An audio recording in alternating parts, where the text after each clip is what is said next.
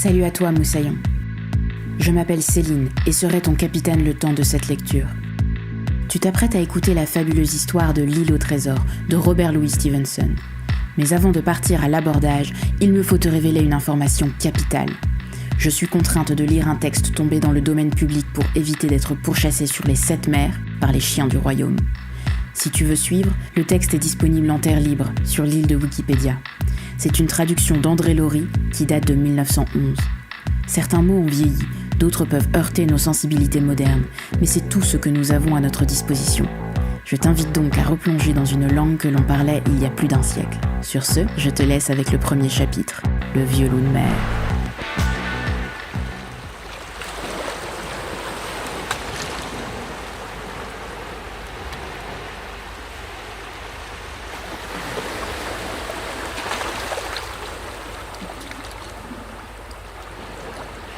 On me demande de raconter tout ce qui se rapporte à mes aventures dans l'île au trésor.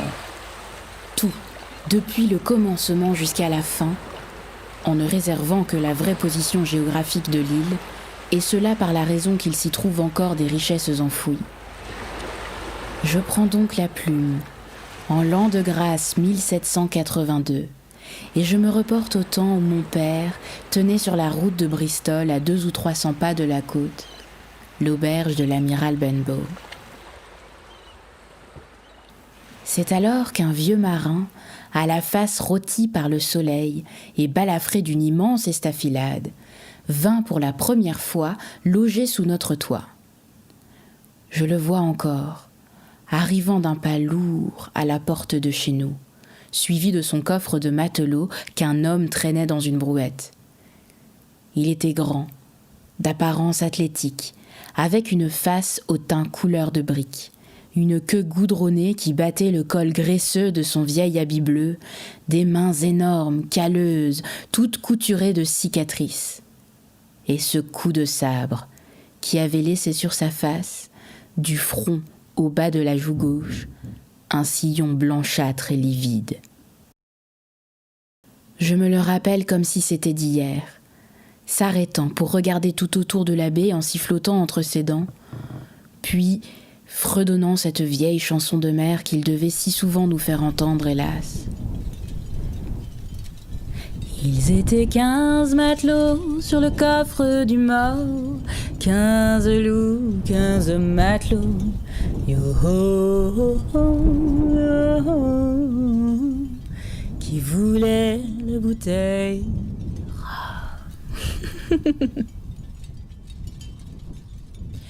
Il chantait d'une voix aigre et cassée qui semblait s'être usée à l'accompagnement du cabestan et frappait comme un sourd à la porte, avec un gros bâton de houx qu'il avait au poing. À peine entré, « Un verre de rhum !» dit-il rudement à mon père. Il le but lentement, en connaisseur, fit claquer sa langue puis revint à la porte et se mit à examiner d'abord les falaises qui s'élevaient sur la droite, puis notre enseigne et l'intérieur de la salle basse. « Cette baie fera l'affaire, » dit-il enfin, « et la baraque me semble assez bien située. Beaucoup de monde ici, camarades ?»« Pas trop, malheureusement, » répliqua mon père. « Eh bien, c'est précisément ce qu'il faut. Oh là, hé, l'ami !» reprit-il en s'adressant à l'homme chargé de son coffre. « Débarque-moi ça en douceur, et la mare dans la maison. Je vais rester quelque temps ici. Oh, je suis un homme tout simple et facile à contenter. Un peu de rhum, des œufs, du jambon. Voilà tout ce qu'il me faut, avec une falaise comme celle-là pour voir passer les navires. Comment je m'appelle ? Ha ! Appelez-moi capitaine, si cela peut vous faire plaisir. Ah ah, je vois ce qui vous chiffonne. Allons, soyez tranquille. On a de la monnaie. En voilà, tenez. » Il jeta 3 ou 4 pièces d'or à terre. « Quand ce sera fini et que j'aurai bu et mangé tout ce qu'il y a là, vous me le direz. » Un commandant n'aurait pas parlé plus fièrement. À vrai dire, malgré la grossièreté de ses habits et de son langage, il n'avait pas l'air d'un simple matelot, mais plutôt d'un second ou d'un maître d'équipage de la marine marchande, habitué à parler haut et à taper dur. L'homme à la brouette nous dit que notre nouvel hôte était arrivé le matin même par le coche du village voisin, qu'il avait demandé s'il y avait une bonne auberge pas trop loin de la côte, et qu'entendant dire du bien de la nôtre, apprenant qu'elle était isolée, il l'avait choisie comme résidence. C'est tout ce qu'il fut possible de savoir sur son compte. C'était un homme extraordinairement silencieux. Il passait toutes ses journées à flâner, autour de la baie ou sur la falaise, armé d'un vieux télescope de cuivre. Le soir, il restait assis, au coin du feu dans le parloir, buvant du grog très fort. En général, il ne répondait même pas quand on lui adressait la parole. Ou, pour toute réponse, il se contentait de relever la tête, d'un air furibond, en soufflant par le nez comme un cachalot. Aussi prîmes-nous bientôt l'habitude de le laisser tranquille. Chaque soir, en revenant de sa promenade, il demandait s'il n'était pas passé des marins sur la route. Nous pensions d'abord que cette question lui était dictée par le désir de voir des gens de sa profession, mais nous ne tardâmes pas à reconnaître que son véritable but était au contraire de les éviter.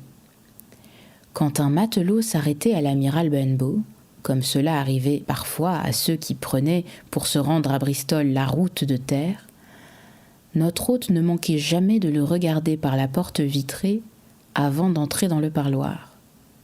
Et tant que l'autre était dans la maison, il avait soin de ne pas souffler mot. Personnellement, je savais fort bien à quoi m'en tenir sur cette inquiétude toute spéciale que lui causait l'arrivée d'un homme de mer. Et je puis même dire que je la partageais. Car, fort peu de temps après son arrivée, il m'avait pris à part et m'avait promis de me donner tous les premiers du mois une pièce de 4 pence, si je voulais avoir l'œil ouvert et veiller au grain. L'arrivée possible d'un certain marin à une seule jambe m'était particulièrement signalée. Je devais dans ce cas courir sans perdre une minute, avertir le capitaine de cet événement. La plupart du temps, il est vrai, quand le premier du mois arrivait, j'étais obligé de réclamer mes gages, et je n'obtenais en réponse qu'un bruit nasal accompagné d'un regard qui me faisait baisser les yeux. Mais avant la fin de la semaine, j'étais sûr que le capitaine m'apporterait ma pièce de 4 pence, en me réitérant l'ordre d'ouvrir l'œil et de signaler au plus vite l'arrivée du marin à une seule jambe. Je n'ai pas besoin de dire à quel point ce personnage mystérieux hantait ma cervelle enfantine. Par les nuits orageuses, quand le vent secouait les 4 coins de la maison et que les vagues venaient se briser sur la falaise, avec un bruit de tonnerre, je le voyais sous 1000 aspects variés et plus diaboliques les uns que les autres. Tantôt, la jambe était coupée au genou, tantôt à la hanche. D'autres fois, l'homme devenait une sorte de monstre qui n'avait jamais eu qu'une seule jambe au milieu du corps. Mais le pire cauchemar était de le voir courir et me poursuivre à travers champs en sautant par-dessus les haies. Au total, je payais assez cher ma pièce mensuelle de 4 pence avec ses rêves abominables. Mais en dépit de cette terreur que me causait l'idée seule de l'homme à la jambe unique, j'étais beaucoup moins effrayé du capitaine lui-même que toutes les autres personnes de mon entourage. Parfois, le soir, il buvait plus de rhum que sa tête ne pouvait emporter et se mettait à beugler ses vieux chants bachiques ou nautiques sans faire attention à rien de ce qui se passait dans le parloir. Mais d'autres fois, il faisait donner des verres à tout le monde et forçait les pauvres gens tremblants à écouter des histoires sans queue ni tête ou à l'accompagner en chœur. Bien souvent, j'ai entendu vibrer tous les planchers de la maison au chant des yo-ho-ho, yo-ho et qui voulait la bouteille. Tous les voisins s'y mettaient à tue-tête car la peur les talonnait et c'était à qui crierait le plus fort pour éviter les observations. C'est que, dans ces accès, notre locataire était terrible. Il faisait trembler la terre sous ses coups de poing pour réclamer le silence. Ou bien il se mettait dans une colère effroyable parce qu'on lui adressait une question. Ou parce qu'on ne lui en adressait pas et qu'il en concluait que la compagnie n'écoutait pas son histoire. Il n'aurait pas fallu non plus s'aviser de quitter l'auberge avant qu'il fût allé se coucher en titubant. Notez que presque toujours, ces récits étaient faits pour donner la chair de poule. Ce n'était que pendaison à la grande vergue, coups de couteau, combats corps à corps, tempêtes effroyables, aventures ténébreuses sur les océans des deux mondes. D'après ses propres dires, il avait certainement vécu parmi les plus atroces gredins que la mer ait jamais portés. Et le langage dont il se servait pour décrire toutes ces horreurs était fait pour épouvanter de simples campagnards comme nos habitués, plus encore peut-être que les crimes mêmes dont ils écoutaient le récit. Cet homme nous glaçait littéralement le sang dans les veines. Mon père répétait du matin au soir que sa présence finirait par ruiner l'auberge, et que nos plus fidèles clients finiraient par se lasser d'être ainsi brutalisés. Sans compter qu'ils rentraient habituellement chez eux, les cheveux hérissés de terreur. Mais je croirais volontiers, au contraire, que ces étranges veillées nous attiraient du monde. On avait peur, et pourtant, on prenait goût à ces émotions poignantes. Après tout, le capitaine mettait un peu d'intérêt dans la vie monotone de la campagne.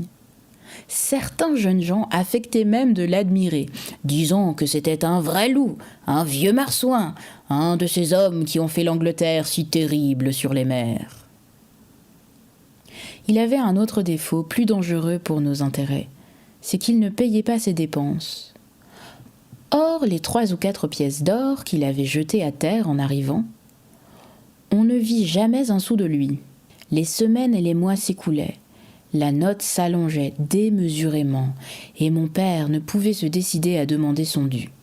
S'il arrivait qu'il fît en tremblant une allusion lointaine à cette note, le capitaine se mettait alors à renifler si bruyamment que mon père se hâtait de battre en retraite. Je l'ai vu se tordre les mains de désespoir après une rebuffade semblable, et je ne doute pas que la peur et l'inquiétude où il vivait plongé n'aient contribué à abréger sa vie. Pendant tout le temps qu'il resta chez nous, le capitaine ne fit aucun changement dans sa toilette. À peine acheta-t-il quelques paires de bas à un colporteur. Une des agrafes de son chapeau à 3 cornes étant tombée, il laissa pendre le rebord qu'elle relevait, quoique cela fût très incommode quand il faisait du vent. Rien de misérable comme son vieil habit, qu'il rapetassait lui-même dans sa chambre et qui avait fini par ressembler à une mosaïque. Jamais il n'écrivait, et jamais il ne recevait de lettres. Il ne parlait qu'aux habitués de l'auberge, encore était-ce uniquement quand il était ivre. Pas une âme vivante ne pouvait se vanter d'avoir vu son coffre ouvert. Il ne trouva son maître qu'une seule fois. Ce fut vers la fin de son séjour, quand mon pauvre père était déjà bien avancé dans la maladie qui l'emporta. Notre médecin, le docteur Livesey, venu assez tard dans l'après-midi pour faire sa visite quotidienne, accepta le dîner que lui offrait ma mère. Puis il se rendit au parloir pour y fumer une pipe, en attendant que son cheval arrivât du village, car nous n'avions pas d'écurie. J'y entrai après lui, et je me rappelle combien je fus frappée du contraste que présentait le docteur. Propre et soigné dans sa toilette, poudré à frimas, rasé de frais, avec les rustaux qui l'entouraient et surtout avec ce dégoûtant, cet affreux épouvantail de pirate, aux yeux rouges, au teint plombé et aux vêtements sordides, ivre de rhum comme à son ordinaire et lourdement affalé sur la table. Tout à coup, le capitaine, relevant la tête, entonna son éternel refrain. Ils étaient 15 matelots sur le coffre du mort, 15 loups, 15 matelots, yo ho ho yo ho, qui voulait la bouteille. Au commencement, je pensais que le coffre du mort devait être celui-là même qu'il avait dans sa chambre. Et cette idée s'était longtemps associée à tous mes cauchemars sur le marin à la jambe unique. Mais il y avait beau temps que ni moi ni personne ne faisions plus attention aux paroles de cette chanson. Le docteur seul ne la connaissait pas encore. Je remarquai qu'elle était loin de lui faire plaisir, car il leva la tête, d'un air assez dégoûté, et fut 1 minute ou 2 avant de se remettre à causer avec le vieux Taylor, un maraîcher du voisinage qui lui parlait de ses rhumatismes. Cependant, le capitaine sortait par degrés de sa torpeur, sous l'influence de sa propre musique. Et enfin, il donna un grand coup de poing à la table. Nous connaissions tous ce signal qui voulait dire « Silence !» Tout le monde se tut, excepté le docteur Livesey qui continua de parler, de sa voix claire et douce, en tirant de temps à autre une bouffée de sa pipe. Le capitaine le regarda d'abord d'un œil flamboyant, puis il donna un second coup à la table, et, voyant que cet avertissement restait inutile, il cria avec un juron épouvantable « Silence donc là-bas, à l'entrepont !»« C'est à moi que vous parlez, monsieur ?» demanda le docteur. Et le sacripant lui ayant répondu affirmativement « En ce cas, monsieur », reprit tranquillement le docteur Livesey, « je n'ai qu'une chose à vous dire. C'est que si vous continuez à boire du rhum comme vous le faites, le monde sera bientôt débarrassé d'un triste chenapan. » La fureur du vieux fut terrible. Il sauta sur pied, tira et ouvrit un coutelas de matelot, et, le balançant dans la paume de sa main, il annonça qu'il allait sans plus tarder clouer le docteur à la muraille. Le docteur Livesey ne sourcilla pas. Il continua à lui parler du même ton, en le regardant par-dessus son épaule, assez haut pour que tout le monde pût entendre, mais avec un calme parfait. « Si vous ne remettez pas à l'instant ce couteau dans votre poche, je vous donne ma parole d'honneur que vous serez pendu aux prochaines assises. » Là-dessus, un échange de regards entre eux, puis le capitaine, s'avouant battu, refermant son arme et reprenant sa place en grognant comme un chien fouillé.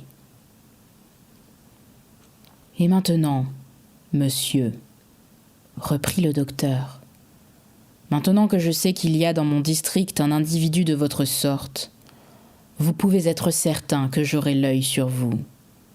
Je ne suis pas seulement médecin, je suis aussi juge de paix.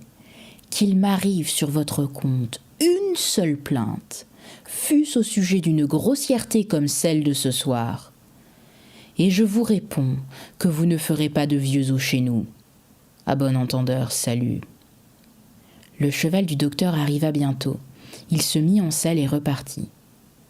Ce soir-là, et pour 8 jours au moins, le capitaine se tint coi et ne souffla plus mot.